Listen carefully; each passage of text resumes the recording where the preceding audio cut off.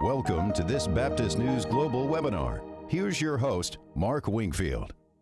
Hello, everyone. I'm Mark Wingfield, Executive Director and Publisher of Baptist News Global. And it's a delight to have you with us today for this change-making conversation with Jaime Clark-Soles. And the way this is going to work is we're going to have dialogue for about 45 minutes.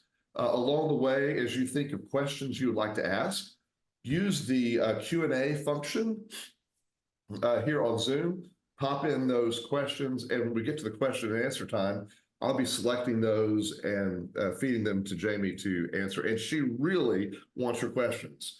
This is an important part of this, and it helps her to know what is being talked about here. So I want to sort of set the stage. Some of you know more than others of you know about the topic we're discussing today, and some of you are former students of Jaime's and you know her, and some of you are new to this whole thing. So just to make sure we're all on a level playing field, let's start with just a little bio. And in your real life, normally, you're a New Testament professor, right?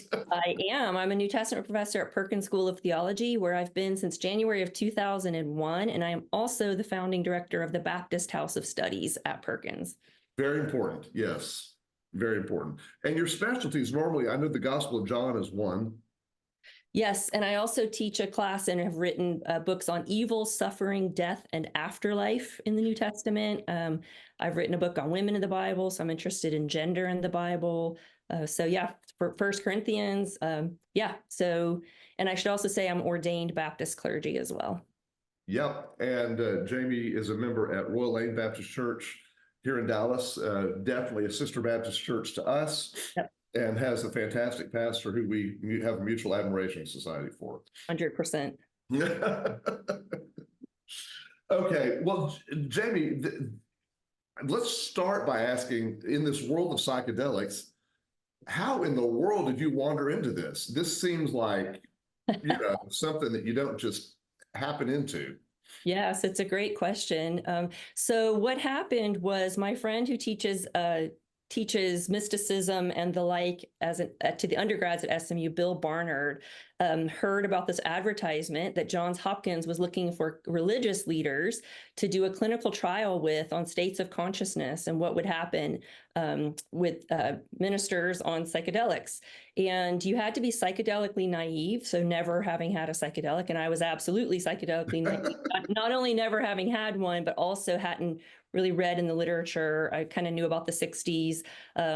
Anyway, but I am an academic. So I read it. I was like, this is Johns Hopkins University. This is a legal clinical trial. I'm an academic interested in advancing human knowledge. And in addition, I'm ordained clergy, seminary professor, interested in anything to do with soul formation, the mind, the heart. So I thought, wow, and I'm not a big risk taker. So I'm like, this is a great avenue for me to explore this. So I did. Wow. And so what was the first thing you did? Like, explain to us the steps. Yeah. So, and this is really important. So the first thing I did was be heavily screened. So this was the fall of 2017, by the way. So this is almost 7 years ago now. And well, the first thing I did was tell another colleague at the seminary. I talked to a clergy friend and some people in my church. Anyway, and everybody, to be honest, freaked out. They were like, oh my gosh, don't do this. It's going to wreck your brain. You're going to have flashbacks. You might die. Which, by the way, I told the doctor who was monitoring me at Johns Hopkins the whole time. I was like, you know what? Some people are worried I'm going to die and my brain's going to be blown and all of this. And he goes like this. He said, ma'am, you're at Johns Hopkins Medical School. You couldn't die here if you tried. Like, oh, okay, touche. So what happened was screening, because it's important to know. I mean, so much research, there's hundreds of trials going on right now. But if you have a history of psychosis, if you suffer from bipolar, if you have heart trouble, there are certain indications, contraindications that you shouldn't be messing with psychedelics. So I was screened physically and psychologically. And and so then the attention to setting is really important. So what is your intention going into this? I was prepared for what might happen. So a whole range of things. Obviously, everything is not going to happen to everyone, but really having an understanding of this terrain as much as you can without having done it. So building trust with my guides. So Bill Richards, who is the author of this is kind of an OG book on the subject if you're interested. It's called Sacred Knowledge. Bill was one of my guides. So it's very important to have a trusted guide, somebody who knows what they're doing, has experience, and that you've built some kind of relationship of trust, because obviously you're in a bit of a vulnerable state. So that's what happened, lots of preparation. So was this a one-on-one experience for you? You were part of a group, right? Did you ever, in the early part, did you ever meet anyone else in the group, or was it just you? Yeah, it's just me. So the way all of these trials work at Hopkins is it's just you. And if you watch Netflix, Michael Pollan has a Netflix series called How to Change Your Mind, based on his book. Anyway, if you look at episode 2, you'll see the very room that I was in. So the white couch, and you're on a couch, and you have headphones with a playlist that's coded. So different playlists that are coded to the nature of different psychedelic medicines, because they work differently, and a blindfold, and then 2 guides. So that was the setting. Now, yeah, eventually what happened, and of course it's a clinical study, so they are not allowed to give any information about anybody. So no, there was no way to kind of be like, who else is in here? But of course, because we're clergy, we all did what clergy do, which is, if you have a profound spiritual experience, which by the way, 3/4 of us did. I mean, you'll see the study will be out. What religious leaders do, as you know, is they want to connect with other people who have had similar spiritual experiences, is what we do in church, right? And so we have over time, thanks to Hunt Priest, who started Ligare.org. Hunt was appointed by his bishop to do Ligare.org. So it's the Center of Christianity and Psychedelics. And because then Hunt was public, the rest of us were able to find each other. And most of us have. Wow. So how many times have you done this? So the study was 1 month apart, so October and November. There were 2 sessions, 1 month apart. So yeah. How long is each session? So with psilocybin, a high dose of psilocybin, you're in for 6 to 8 hours. So you're not going anywhere for 6 to 8 hours. So it's, you have to and have somebody pick you up. So it's an all day kind of thing, and it's incredibly intense. Yeah. And afterward, do you have memories of what you experienced? Yeah. So what's wonderful, if someone is going to end up having one of these experiences, one of the gifts of my experience is that the guides took notes. So a lot of times you're not talking, and that's fine, but I was talking. I was having a lot of experiences of scripture, as you can imagine, since I'm a Bible person. So you do remember. So what's really important when you have these experiences is preparation, and then safe situation when you're having the experience, and then integration. So there's no sense having the experience if you're not going to have structured chances for integration afterwards. So having someone take notes during it was really, really helpful. It helped jog my memory. I mean, and the thing is, you go home right after that and journal your guts out and write down every possible thing. And then you spend your life, integrating. It's like any spiritual experience, right? Even without psychedelics, any kind of serious spiritual experience, we spend the rest of our lives integrating, replaying, understanding, where is God in this? What does it mean for my life? Yeah. So a little side trip for just a moment before we get back to your story. I think a lot of people, when they first hear about this, they're thinking, Timothy Leary, 60s, like you're going to have LSD camp or something. Right. And this is not like that, right? No, and also, so one of the things I want to cover today, so I know we'll get into this, the fact that I'm writing a book called Psychedelics and Soul Care, What Christians Need to Know. It's under contract with Erdman's. So I'm hoping that your listeners will actually tell me, what do Christians need to know? What is it you want? Right. I only have 45,000 words, so I need to use them wisely. What we're talking about right now is the medical clinical context. That's one thing, but I want Christians to know about that, because, by the way, these medicines are being used now therapeutically. So, and there's probably some of your listeners maybe in therapy right now using psychedelics. So there's a medical kind of context, but then another thing I'm really interested in is the potential for spiritual formation and soul work for Christians with these medicines used well. And even there, you're talking about being careful. I mean, and I've, there are places you can go where these things are legal outside of America.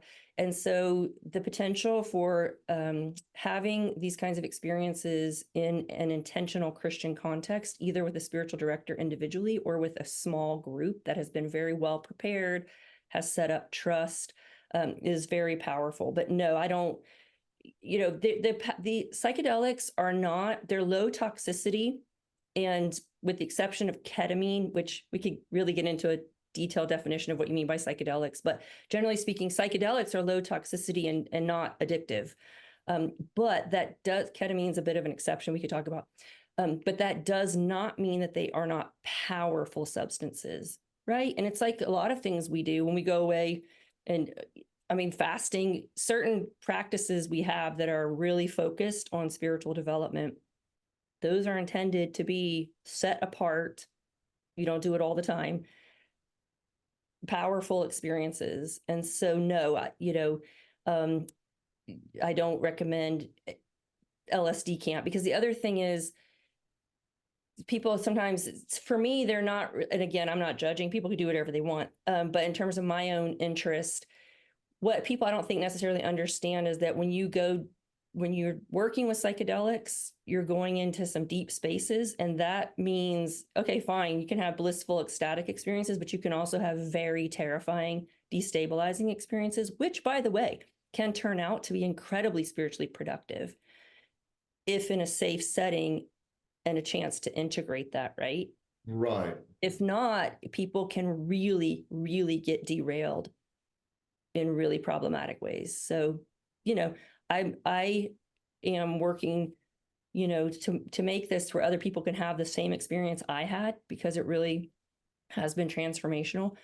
But I want to be clear that there are better and worse ways to do that. So one of the examples that comes to my mind that I think is similar, and I wonder if you think so too, is Native Americans and the spiritual use of, say, peyote, right? Is that of the same order? Absolutely. Yes. Yes, absolutely. And this is what, so the book that I'm writing, again, part one has to do with the medical therapeutic, because I want the church to know. The church, by the way, is incredibly far behind on this subject. I mean, it's just NPR, it's all over the news. It's, there's programs, you can get a master's degree in Canada. I'm working on getting the seminaries up to date. I'm also on something called Transforming Chaplaincy Network, setting up accreditation. All of that for people who want to train to become psychedelic chaplains. So we're very far behind on it.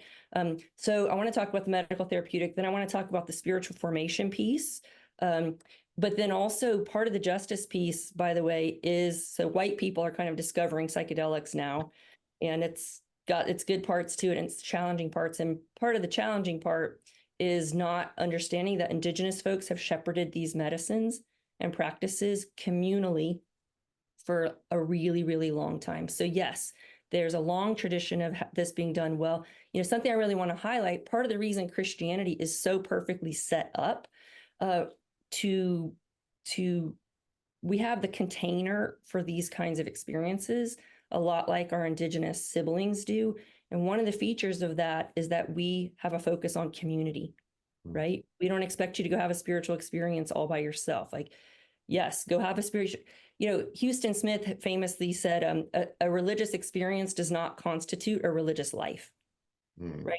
At the end of the day, does your religious experience tie you more to other people, right? Connect you to your community? Is it grounded in some kind of tried and true tradition?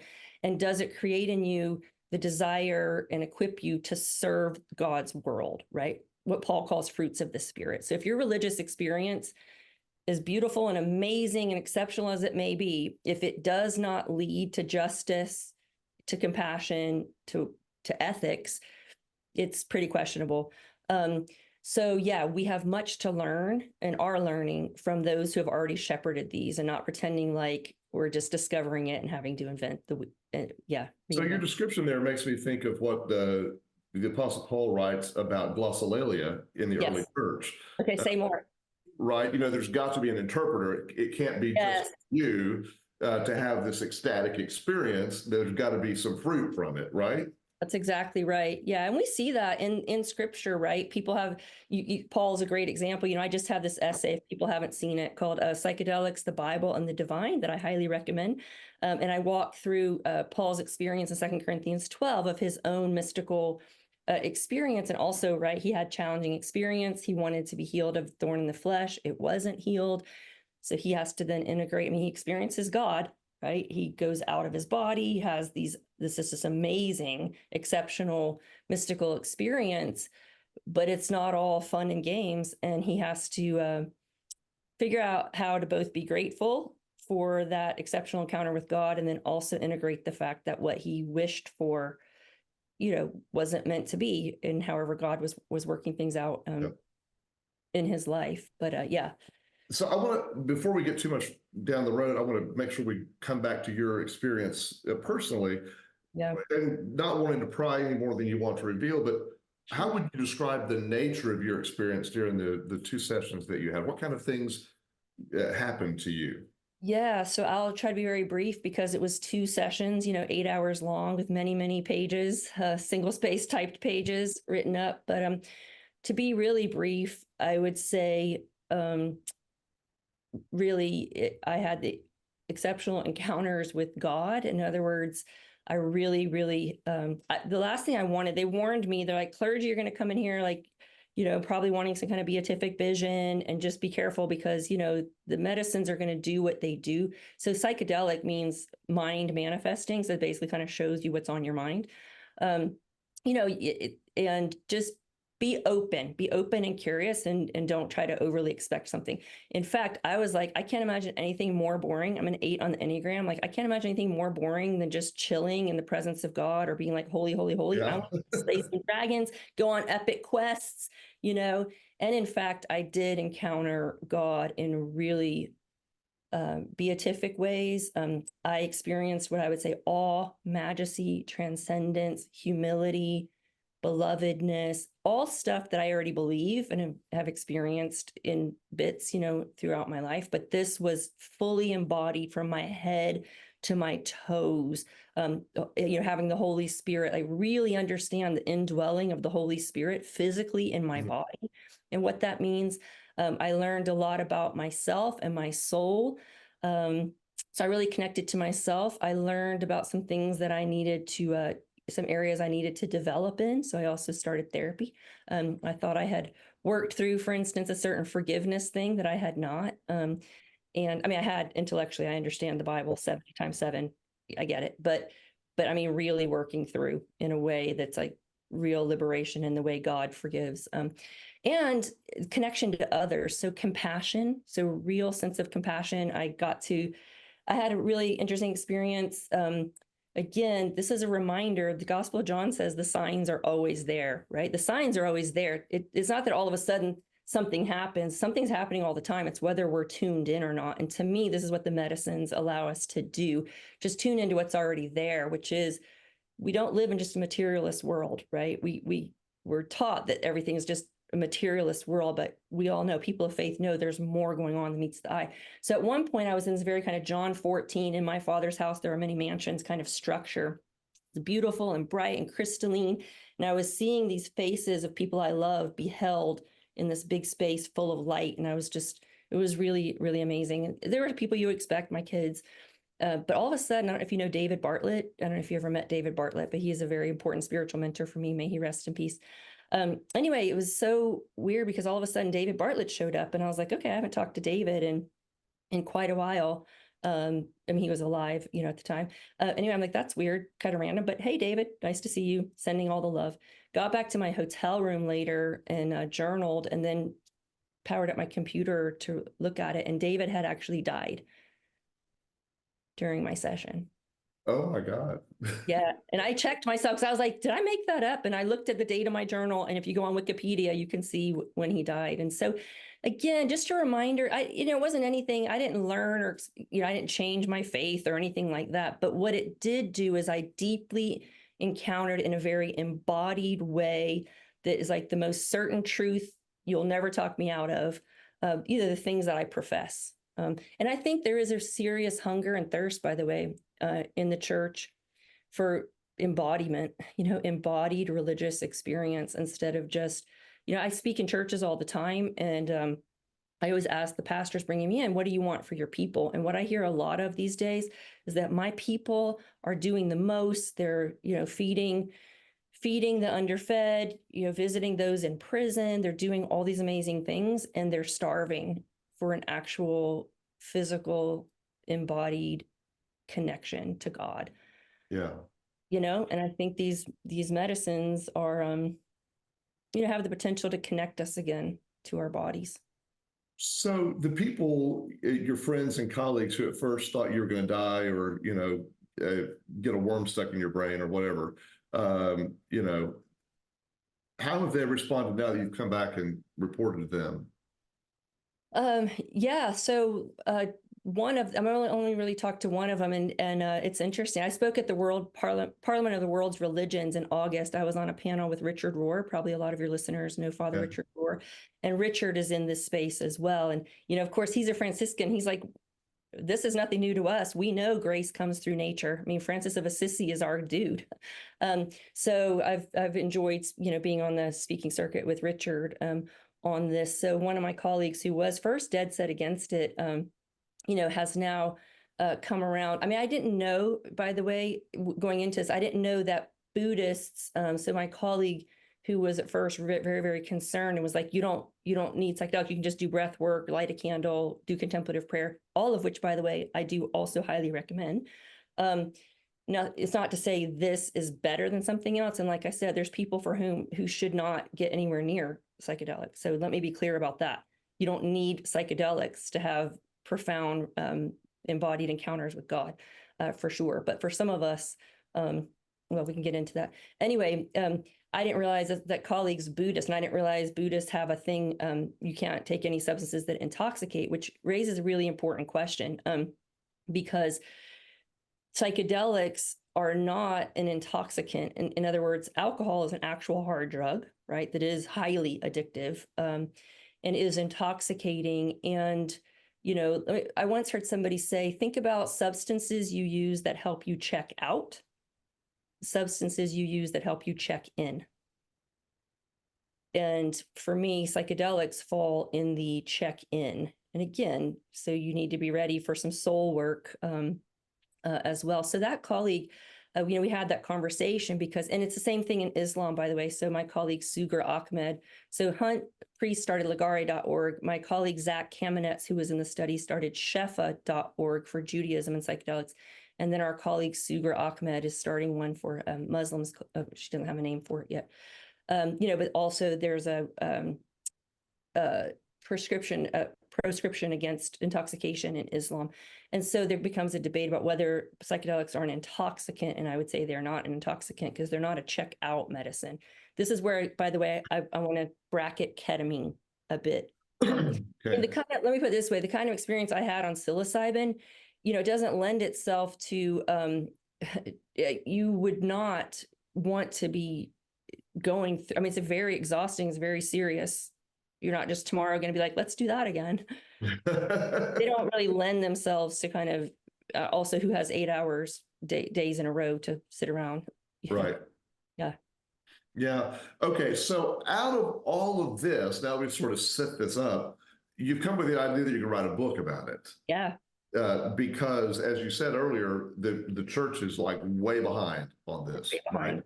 And for our earlier conversations, my understanding is that you intend the book to be sort of a primer. Yes. On the subject. So maybe outline for us what's going to be in the book. Yeah, sure. I'd be happy to. Thanks for asking. Yes, and so I would love people again to give me. But what I'm experiencing is every time I talk to clergy and denominational leaders, and even when you and I chatted, I was like, Mark Wingfield, you're always. I mean, by the way, how much do we all love BNG? I should say that, and I say thank you for the invitation. And we all read BNG daily, and you're so prolific and keeping us up to date. And so I was like, Mark, if you don't know about this, people don't know about this. So exactly.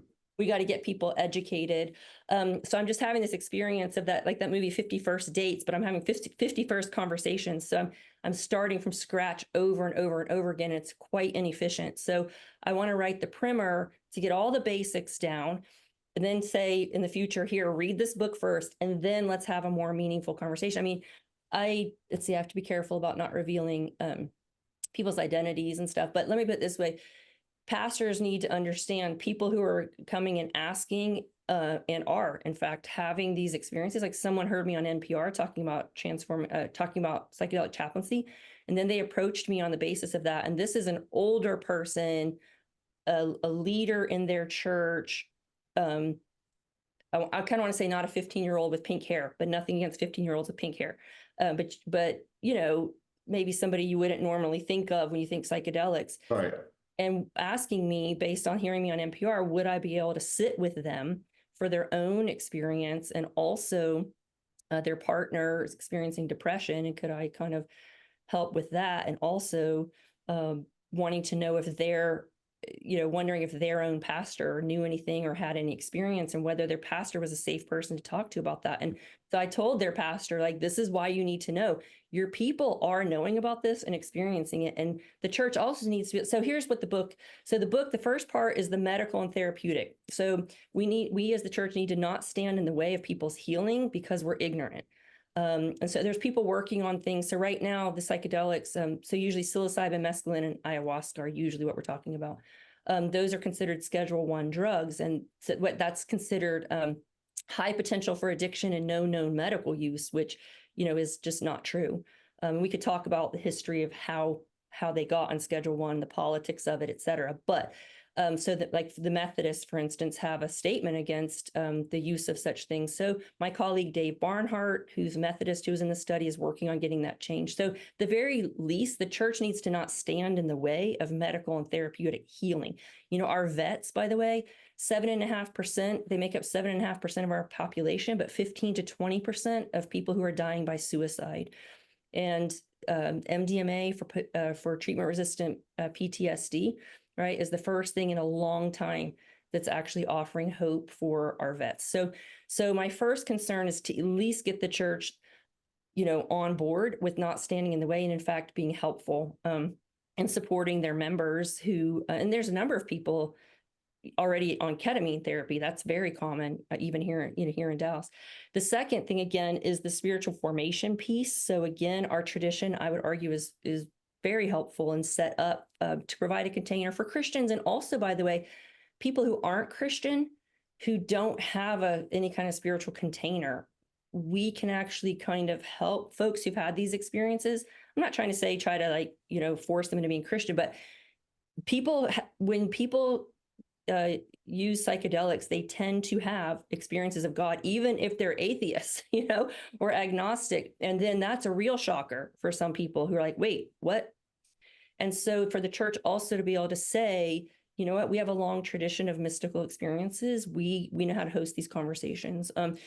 Then again, reconnecting with the body, focus on transformation, which is what we're all about, right? Healing and wholeness for ourselves and creation. And then the third part of the book has to do with justice. And, there, I'll just read through really fast the list, and we could talk more if you want to. But so again, just kind of colonialism, kind of how it works with our relationship with Indigenous folks and the problems that especially the Christian church has, perpetrated.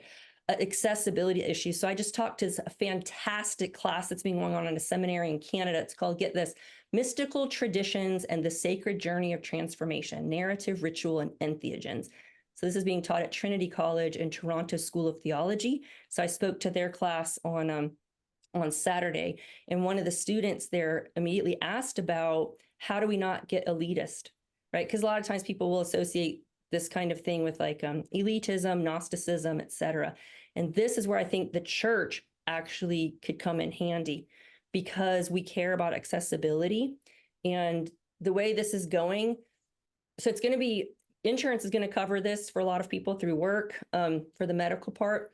And rich people can go to Jamaica or the Netherlands and have a retreat. But what about the people who are suffering generational trauma? We know about epigenetics. The people who have been most traumatized in our culture are the people who have the least resources to have access to these kinds of things. But what if the church were part of it? That's our business, right? To make sure that healing is accessible to all people, regardless of their station. Anyway, there's issues around economics, racism, And also the church just needs to be speaking on ethics, everything related to ethics. And there's a lot of issues related to ethics in this. Let me just throw out one that I threw out to you when we were having coffee.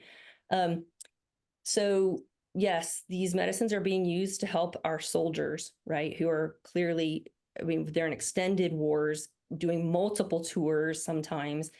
And so, for instance, the government, of course, is quite interested in these medicines in part to heal soldiers. But here's the question.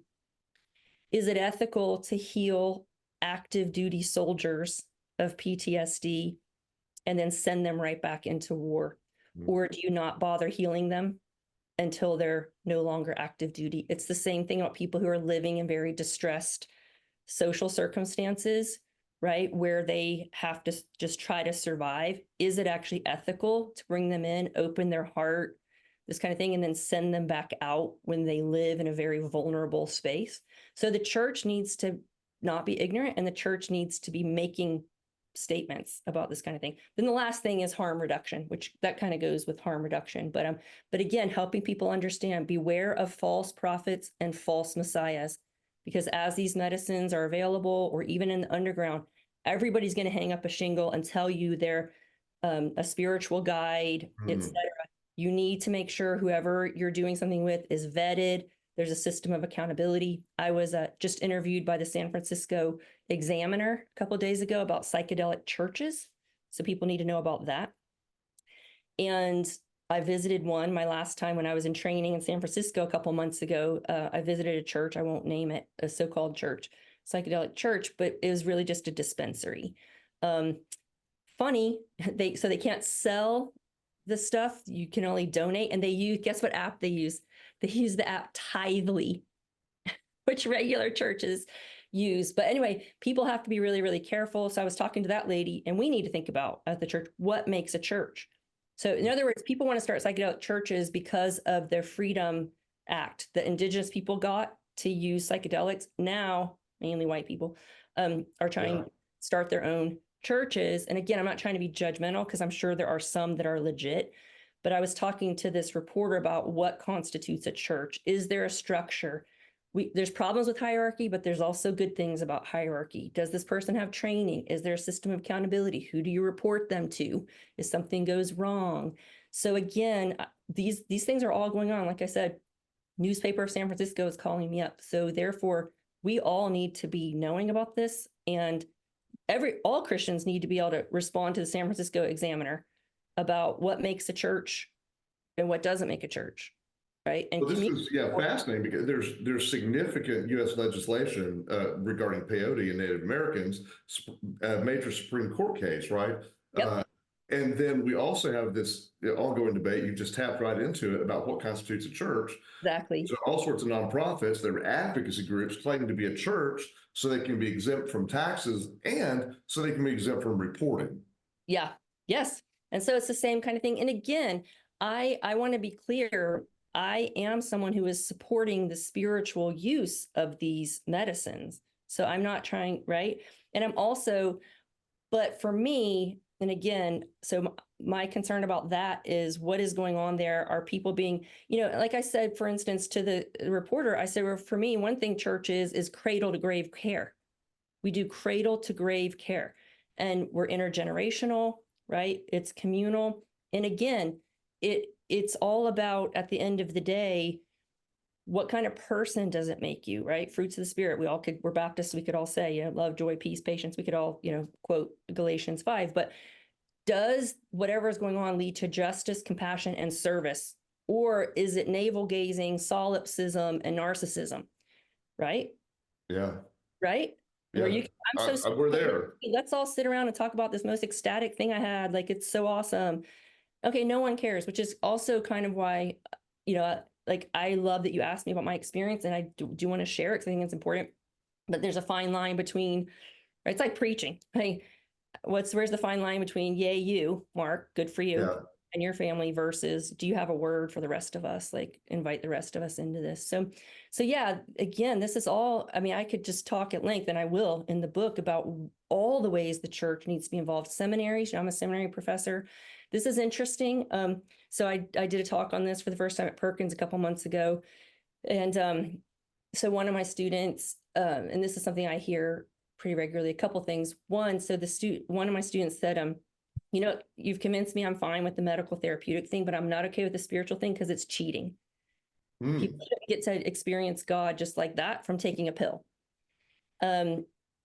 Which is an interesting question, again, theologically, right? Do you have to, as Mary Oliver says, do you have to crawl on your knees for 100 miles in the desert? Yeah. And so my student was like, named a retired colleague and how deep that person is. And he is, by the way, but he's like, he got that way because he spent like, 8 hours a day in his office, like contemplating whatever. And again, to me, so it's a good question. All questions are good questions. And I was glad he asked it. But this notion of cheating raises also the issue of grace. And I'm glad that my colleague was in a economic, social position to spend 8 hours with a lit candle, praying and meditating. That sounds horrible to me, by the way. Yeah, well, you're fellow 8. But, there's people out there who've suffered a lot of trauma, who are working 3 jobs to try to pay their rent and don't have the luxury of sitting in their office all day over a candle. And so another student of mine jumped in and brought up the story, right, of the workers, right? So what about the story Jesus told about those? Yeah, they came in the morning, right? They worked all day, they got their fair pay. And then those who, if people don't know the story, I'm sure you do, but then the workers who came late in the day and God gives them, the boss or whatever gives them the same thing. Like we just don't, at least Protestants for sure. I can speak to that. We just don't like grace. We just hate grace, unless it's for us sometimes. Except we name our churches that. Yeah. Yeah, right. So I don't know, this, there's just so many things we need to speak into. And by the way, something that's recently come up that's super interesting that I'd like to talk to you offline a little bit about. So I was just recently at a think tanky. I'm involved in so many different conversations. I just got back from a think tanky thing, trying to mix.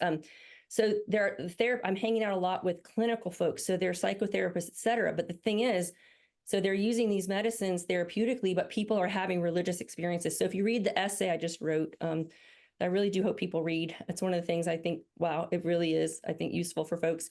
So CERT experiences, so spiritual, existential, religious, theological, they're having these religious experiences. And in fact, the studies show that the healing that comes for depression, anxiety, addiction, so nicotine and alcohol addiction, all kinds of things, the studies are showing that the healing happens in part because of the mystical experience. The mystical experience itself mediates the healing. Well, therapists are not trained to deal with anything spiritual, mystical, God. And in fact, since the 80s, anything spiritual, religious got jettisoned from psychology, psychiatry, was seen as not scientific, woo-woo, et cetera. Well, now the problem is it's leaving therapists who are now starting to use psychedelics. They're begging. I get emails literally every day. They want to know, how do they get training, or how do we all partner together? Just like I'm not a therapist, but I know the spiritual part. They're therapists. Yeah. So instead of everybody trying to be an expert in everything, how do we actually come together to resource each other in a team kind of way? And one of the things that's recently come up that I think is not an issue for Pentecostals, for probably either Catholics, Orthodox folks, but we're not so, some of some mainline traditions, people having experiences of, malevolent entities, demons, etc. And so somebody literally asked me, they're like, I had recently had a person, they had this experience, like, so what do I do? Because they're like, I was there as a religious leader, and they're just like, hey, what do I do? Like expecting me to have like a 2-sentence response. And another colleague was there who's an Episcopal priest. And you know what the Episcopal order of discipline says if someone's having this experience? Call your bishop. And they actually have something called a presbyter. So every diocese has somebody who's in charge, basically, of what we would call exorcism, but what they are saying in the medical world, they call it compassionate depossession. Wow. So yeah. I'm going to pause for just a moment and say to everyone online, now's a good time to start putting in your questions because we're almost at Q&A time. I want to tee up one question while you're putting in your questions into the Q&A. And that is, you mentioned something earlier I want to not lose, and that is, I think I heard this title right, psychedelic chaplain. Yes. What is that? Yeah, so anybody who's interested in that should immediately go to transformingchaplaincy.org and then scroll down under resources, and you'll see tracks for palliative care, elder care, and then at the bottom you'll see psychedelics. So what's happening again is this need for teamwork. So again, all these clinical trials and all the kind of therapy that's going on, the people who are actually even more than clergy in some regular parish clergy, chaplains are very well set up to help guide in these spaces, because the way they're trained is interreligious, right? They're taught to not kind of impose their religious beliefs, but to hold space. They're used, yeah. So anyway, it's a new track, in other words, so people who want to specialize in this so that they can be part of a practice. So I'm on the Emory Center for Psychedelics and Spirituality. People should also check that out. They're actually moving away from calling chaplains because the regular world doesn't know what that means, and calling it spiritual health clinician or spiritual health practitioner.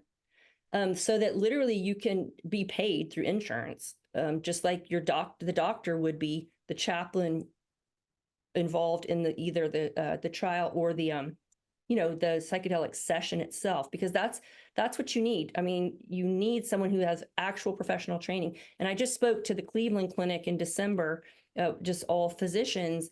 It was super interesting because I realize I mostly hang out with religious folks most of the time. So it was really interesting to have to talk about spiritual things in a setting that wasn't just default religious.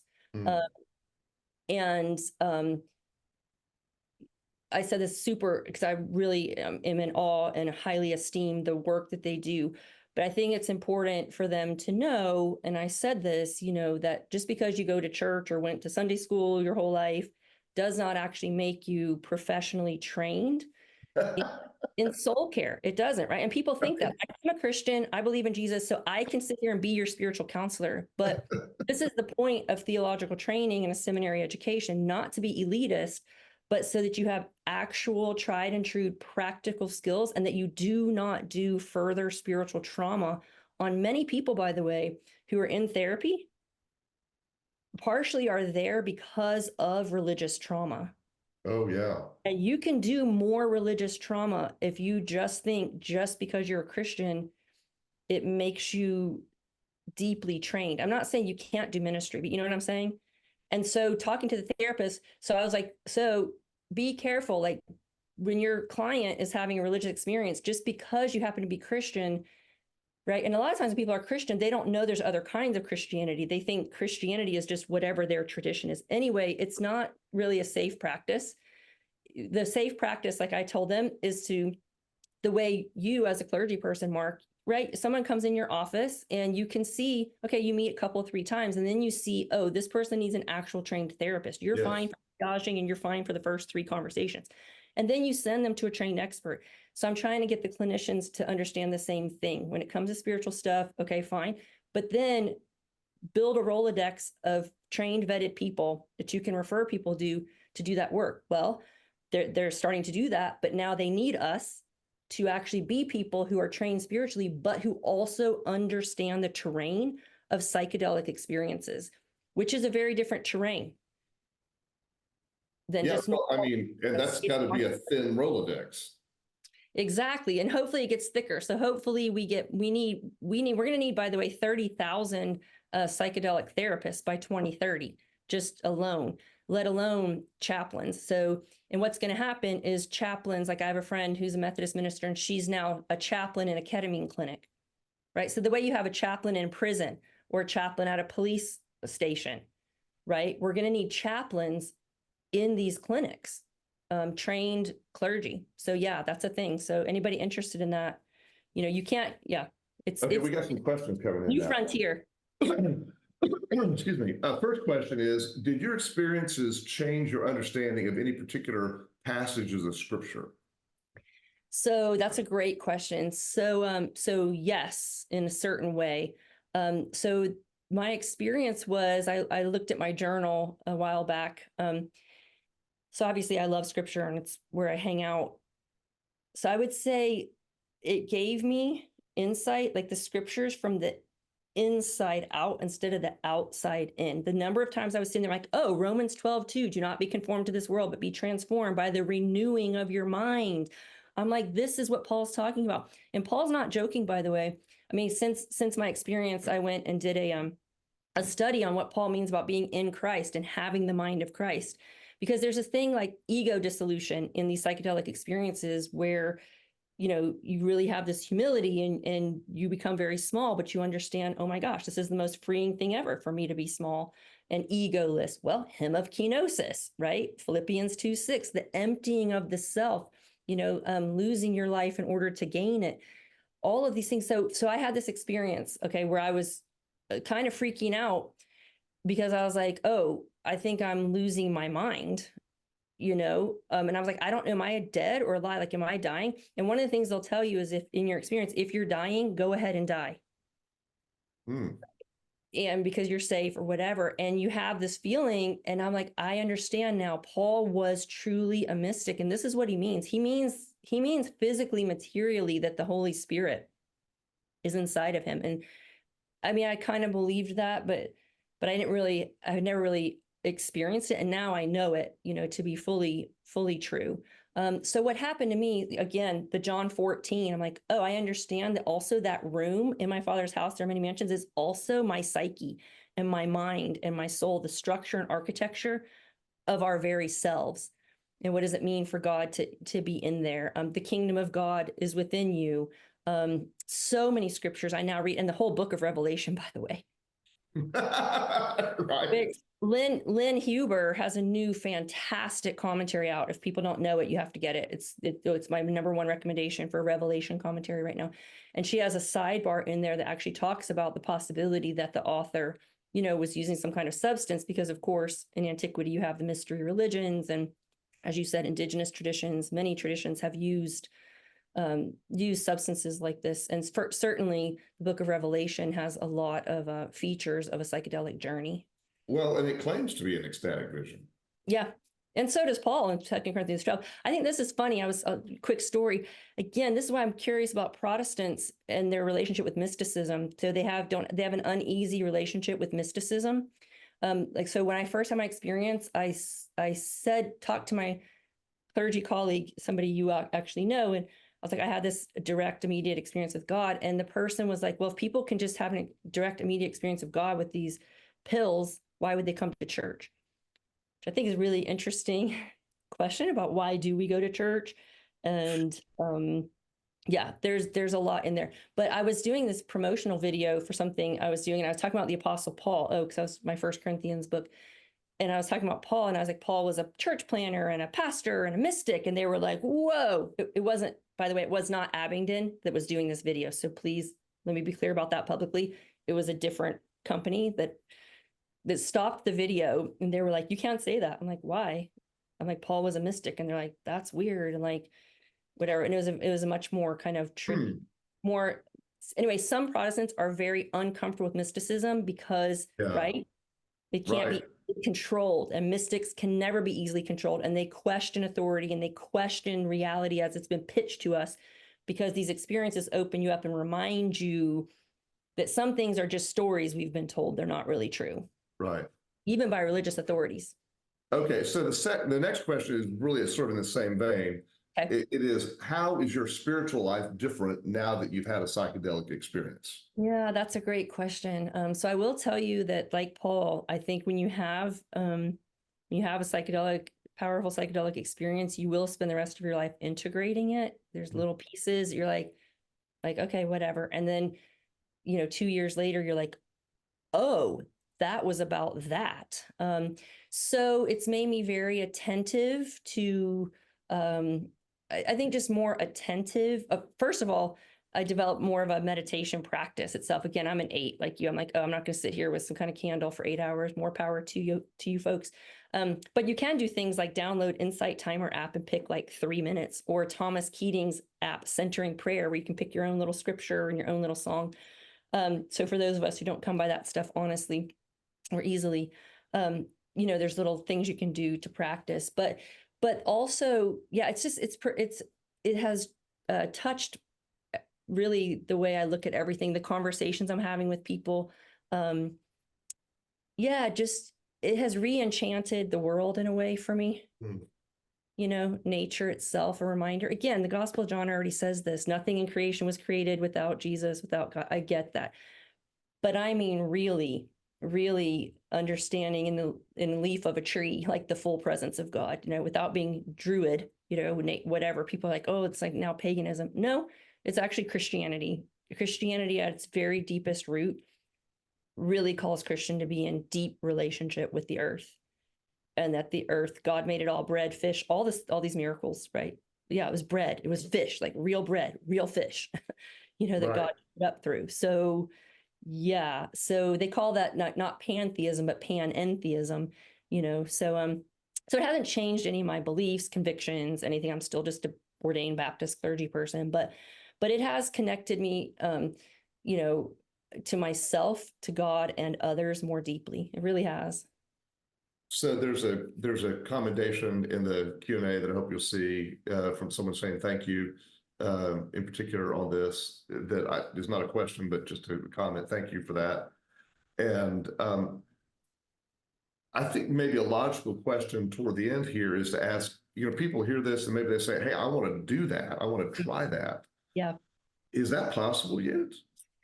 So it is not possible above ground yet in America. So there are definitely, if you want to do it, there are safe people doing it, et cetera. And there are ways for you to find that.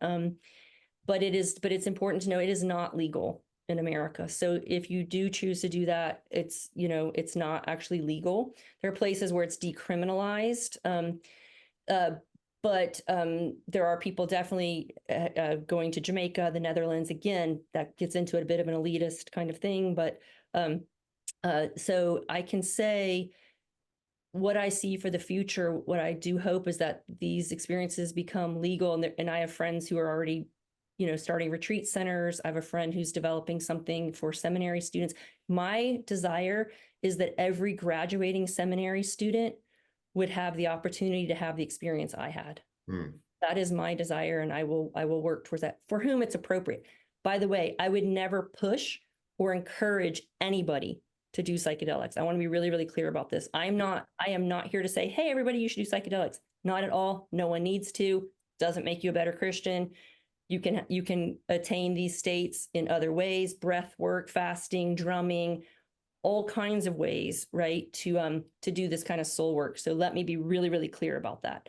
But I will say I was part of a very powerful kind of thing in a legal setting, conducted around Holy Week. So in other words, the Christian liturgy, especially that class I taught in Canada, the teacher is Greek Orthodox. So let me tell you, they have a little bit on Baptists. I was like, I want to imagine, and this guy's like, he already gave me a lot of resources. Anyway, the higher church folks have this liturgy, right? The Baptists don't always know. So Maundy, Thursday, foot washing, then Friday, crucifixion, Saturday, Easter vigil, Sunday, Easter. And so, you imagine just even a retreat away without medicines, right? Christians can have very profound encounters around these liturgies, especially when it's not interrupted by going to Maundy Thursday service and then running to McDonald's afterwards to get like being away in a Christian container with other Christians who share those values and like really want to go deep into some soul work. But all that is to say, I think these things are coming down the road. I think Ligare.org, if you're interested, you should follow Ligare because they're leading out and eventually hoping to make this kind of experience more accessible to folks, but it's currently not legal in the United States. So let's end with this. You told me at the beginning that today is a very important day because some things are happening related to this. Would you tell us what those are? Yeah, sure. So right now, as we speak, there's a day-long FDA advisory meeting going on because in early August, the FDA will make a decision, thumbs up or thumbs down, as to whether or not MDMA will be approved as a medicine for treatment-resistant PTSD. And, a year ago, I think everybody thought it was a no-brainer. It absolutely is going to happen. Again, our vets have been very vocal about this because it has brought great healing to them. But lately, concerns have been raised about not enough attention to adverse effects, et cetera. So basically, it's a really big day because now it's becoming it's unclear whether the medicine will actually get approved or not. Also, so I spoke at the MAPS conference last June, which was over 12,000 people, largest psychedelic science conference ever in history. And right now, everybody's on a plane, not me, to Europe for their big psychedelic science conference over in Europe. So it's a big week. It's a big week for this topic.